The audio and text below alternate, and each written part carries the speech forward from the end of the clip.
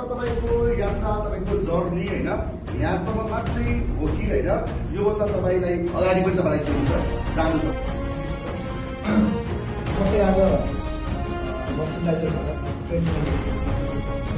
त्यसको लागि सबैले साथ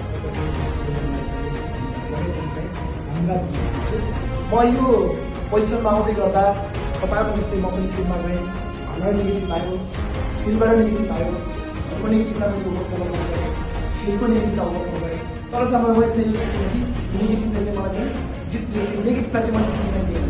नेगेटिभलाई चाहिँ मैले जहिले पनि के गरेर यसलाई चाहिँ म जित्न सक्छु, मसँग पनि त्यो क्षमता छ, मैले चाहिँ जित्न सक्छु।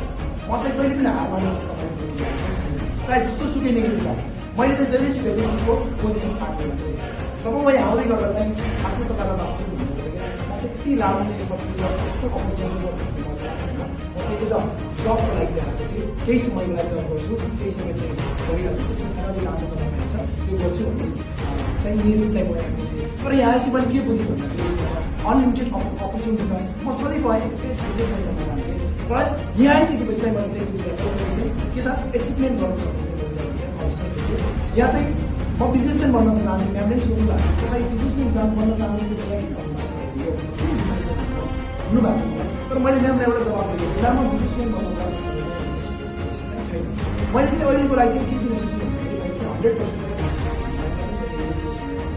र यहाँ आइसकेपछि जब मैले अपर्च्युनिटी दिएँ त्यसपछि मैले जे दिन सक्थेँ त्यो चाहिँ त्यसै गरी तपाईँहरूलाई पनि मेरो के सुझाव छ भन्दाखेरि तपाईँहरू पनि आफ्नो क्रिएटेसन असम्भव क्रिएटेसन आज हुँदैन तर भोलि चाहिँ म गरेर देखाउँछु होइन। आज एक दिन मिस्टेक हुनसक्छ तर त्यो मिस्टेक चाहिँ I love to do mistake but I hate to repeating that mistake होइन। मैले चाहिँ एउटा मिस्टेक चाहिँ गर्नु सक्छु तर केही मिस्टेकलाई चाहिँ म लगातार बनाउनु है केही एउटा मिस्टेक चाहिँ दोहोऱ्याउनु गर्छु।